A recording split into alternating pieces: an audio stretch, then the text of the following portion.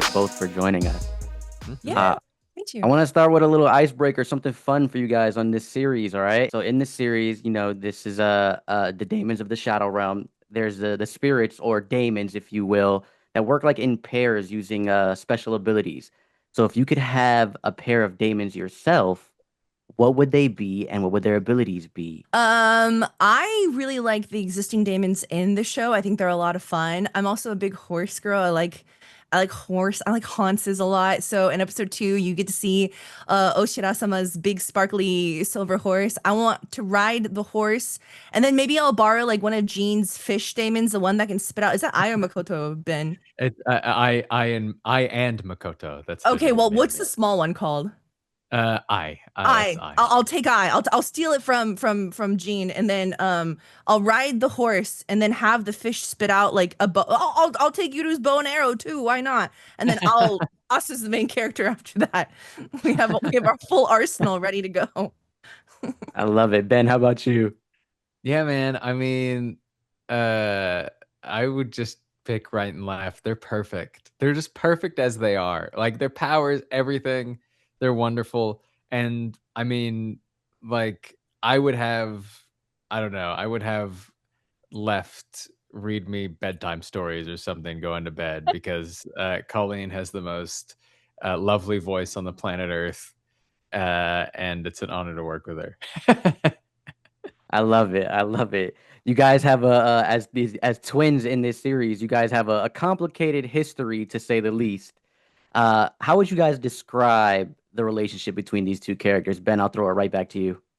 Yeah, of course. So the relationship between these two characters are has been fabricated for a very, very long time. From the Yudu standpoint, spoilers if you don't want, if you're new to the series, go watch episode 1, then come back watch this interview.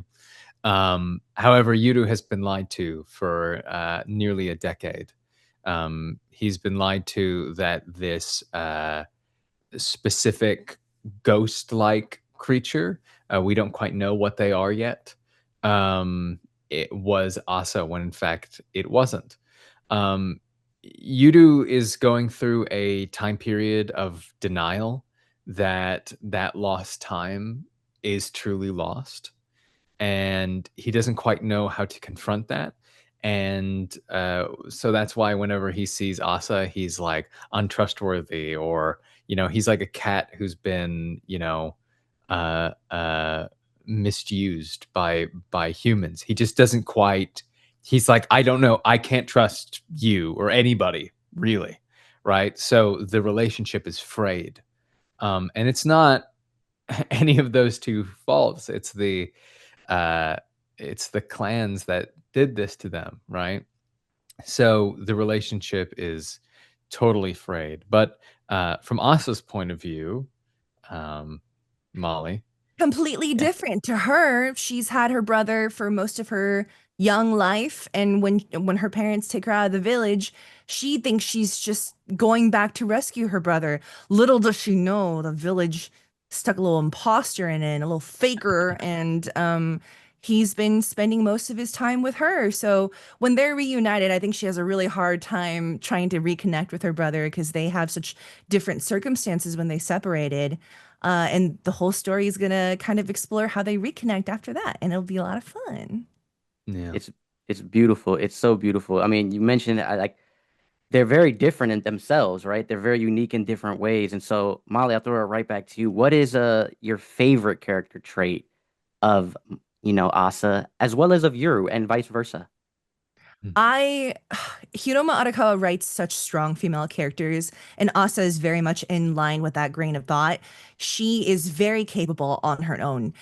Not there's some stuff coming up that I can't talk about just yet, but in the current dubbed episodes we've seen so far, she can get physical without needing anybody to back her up. She does have a great support system, and Gabby and Jean and Michaela Krantz sounds amazing as Gabby. I love the texture in her voice, but Asa has a strong support system when we first meet her, but she's not afraid to get her hands dirty. She's breaking those barriers by herself. She doesn't really need anybody else to help. But she's also got a very like we can see her when you first see her phone, she's like texting Jean, and they're using these cute little emojis, and she's just a girl. She's just having a good time. Well, not really a good time, but she's living as normal of a life as she can. And I just really love that about her, is that she's got her strong points and she's got her like, this is my neutral state, but if it comes down to business, she can take care of it. And for Yuru, I really, because as I get older, I think I start to grow, lean more towards the archetype of characters that don't need to go through as much of the learning process on how to be just a little bit more mature. Yuru starts off with a very solid background knowledge of how to handle certain situations. It's still crazy all the directions he's being pulled, but as of now, he's a protagonist that is already very mature, and you can see the way he processes information as they come towards him, that he is very adaptable. He's got the mind of a hunter. He's just it's a different perspective. I like that in a protagonist. Yeah. Yes, yes.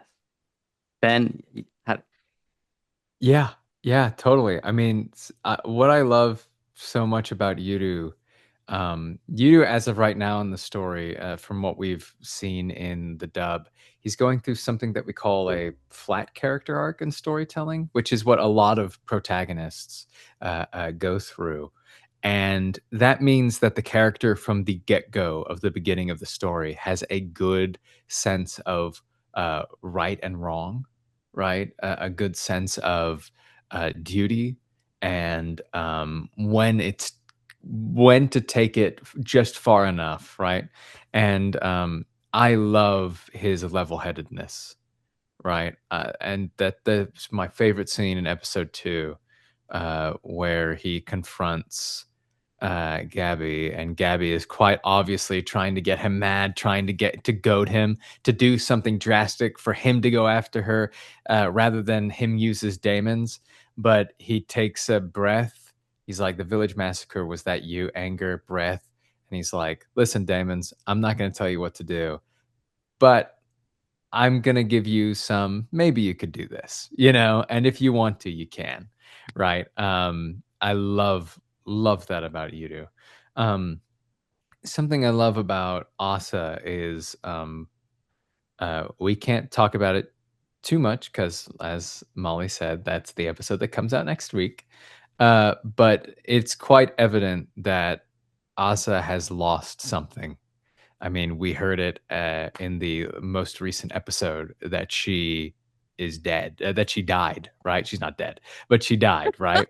And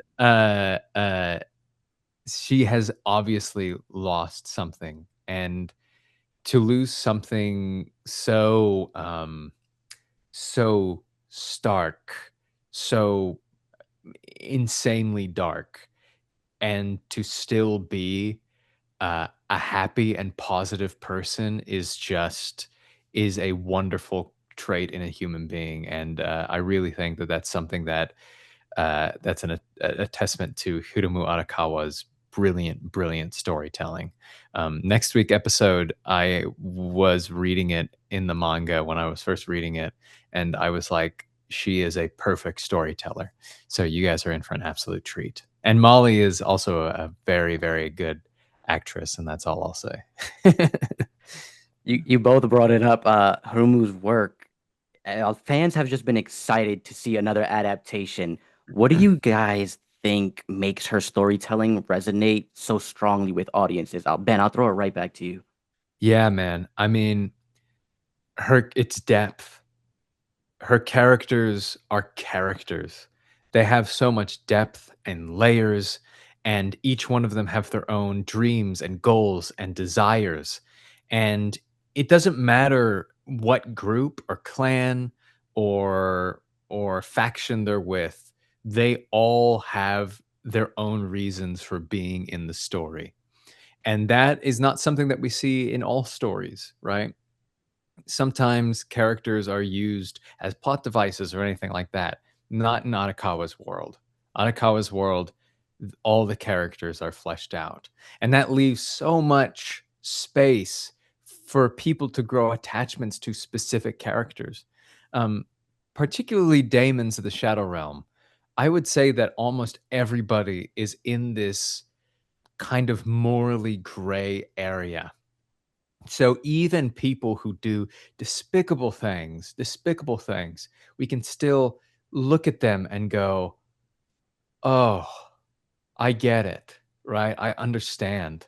And I think to have that ability as a storyteller is wonderful. It's unique.